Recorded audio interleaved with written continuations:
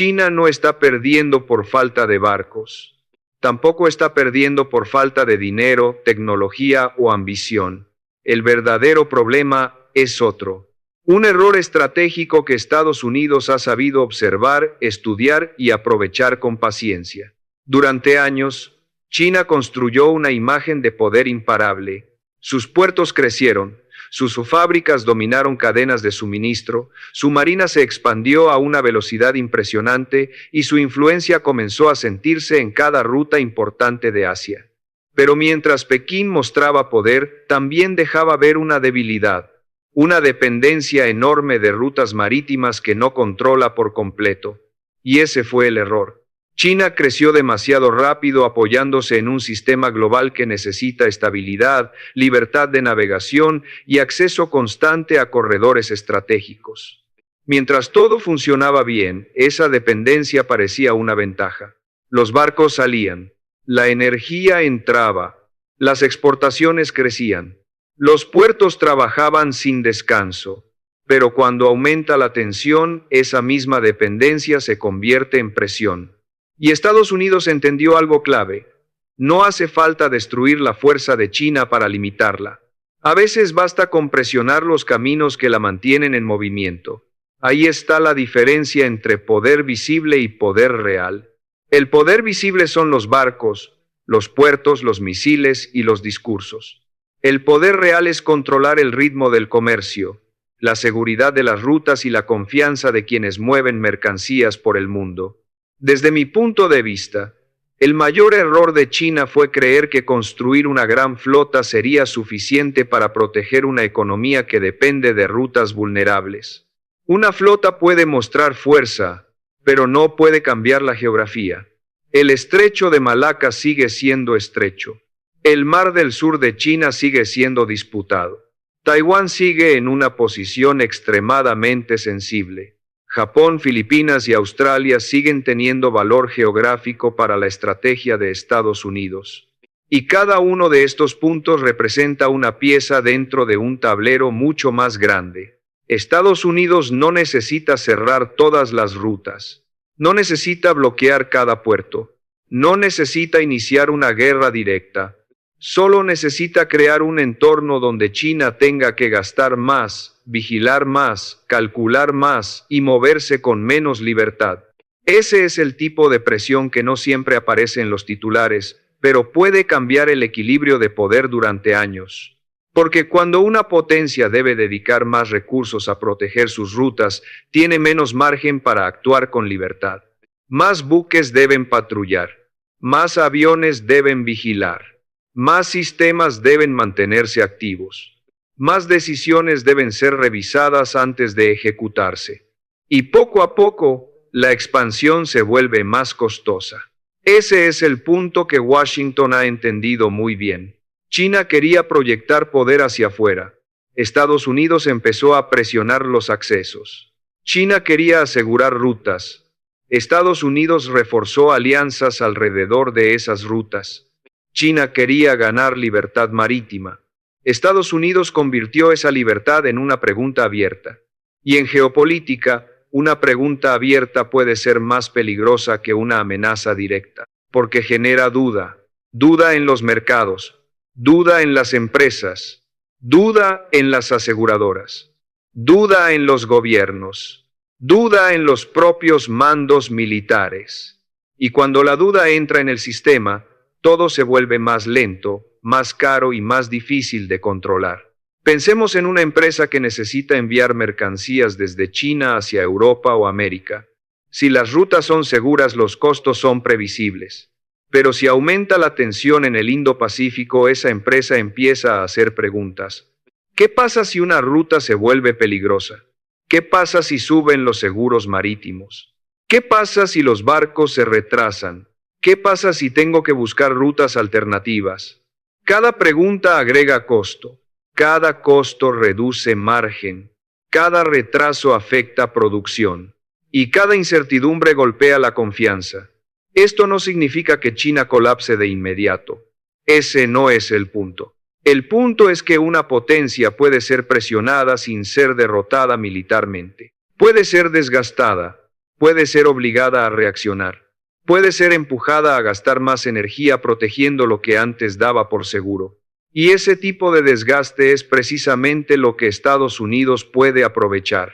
Pero el error chino no se limita al mar. También está en la forma en que muchas de sus ambiciones terminaron generando alarma en sus vecinos. Cuando una potencia crece demasiado rápido y reclama demasiado espacio, los países cercanos empiezan a buscar protección. Japón aumenta patrullas. Filipinas abre acceso a bases. Australia refuerza cooperación. Taiwán acelera preparación.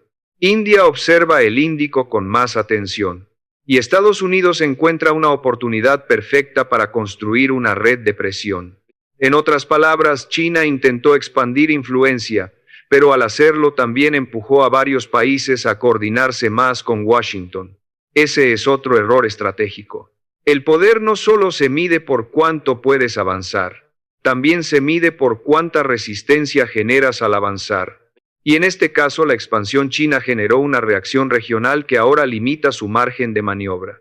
Esto no significa que China sea débil. Al contrario, China sigue siendo una potencia enorme, con capacidad industrial, militar, tecnológica y económica. Pero una potencia fuerte también puede cometer errores. Y a veces los errores más peligrosos no son visibles al principio. No parecen errores cuando la economía crece. No parecen errores cuando los puertos están llenos. No parecen errores cuando los barcos salen todos los días. Pero cuando llega la tensión, el mapa empieza a mostrar la verdad. Y la verdad es que China depende de rutas que pueden ser observadas, presionadas y condicionadas. Aquí aparece una pregunta importante. ¿Puede China resolver este problema? La respuesta no es simple. Pekín ha intentado construir alternativas durante años, corredores terrestres, puertos en el extranjero, oleoductos, gasoductos, rutas hacia Asia Central, accesos al Índico, inversiones en infraestructura, una marina más grande, más submarinos, más sistemas de vigilancia. Pero ninguna de estas soluciones elimina completamente la vulnerabilidad. Pueden reducir el riesgo, pueden dar más opciones, pueden aumentar la capacidad de respuesta, pero no cambian el hecho central: el comercio chino sigue dependiendo en gran parte del mar. Y el mar no está bajo control exclusivo de China. Ese es el núcleo del problema. Estados Unidos no necesita ganar cada batalla. Solo necesita mantener vivo el costo estratégico de esa dependencia. Y mientras ese costo exista, China tendrá que calcular cada movimiento con mucho más cuidado. Mi opinión es que esta competencia no será decidida por un solo portaaviones, una sola base o una sola crisis. Se decidirá por acumulación, pequeñas presiones, pequeñas alianzas, pequeñas restricciones, pequeñas dudas. Durante meses, durante años, hasta que una potencia descubra que moverse cuesta mucho más que antes. Eso ya está ocurriendo. El Indo-Pacífico se ha convertido en un espacio donde cada isla importa, cada puerto importa, cada estrecho importa y cada patrulla envía un mensaje. No hay una guerra abierta, pero sí hay una competencia constante, una guerra de mapas, una guerra de rutas, una guerra de costos, una guerra de paciencia. Y en ese tipo de guerra Estados Unidos tiene una ventaja histórica, una red global de aliados, bases, inteligencia y presencia naval. China tiene velocidad, industria y ambición, pero Estados Unidos tiene posición. Y en geopolítica, la posición muchas veces decide más que la velocidad. Por eso este error puede costarle caro a Pekín. Porque una economía gigante necesita rutas estables. Y una estrategia global necesita vecinos que no se sientan amenazados. Si ambas cosas fallan al mismo tiempo, el margen de maniobra empieza a reducirse. La gran paradoja es esta. China construyó poder para sentirse más segura. Pero parte de ese poder hizo que otros países se sintieran más inseguros. Y cuando esos países buscaron apoyo, Estados Unidos encontró la oportunidad perfecta para reforzar su presencia. Así, el avance chino terminó alimentando la red que hoy puede limitarlo. Ese es el error que Washington está aprovechando. No un error pequeño, no un error de un día, sino un error acumulado durante años. Crecer tanto que tus rutas se vuelven indispensables. Expandirte tanto que tus vecinos se coordinan contra ti. Mostrar tanto poder que obligas a tus rivales a mirar el mapa con más atención. Y ahora ese mapa se ha convertido en una herramienta de presión. La pregunta final es inevitable.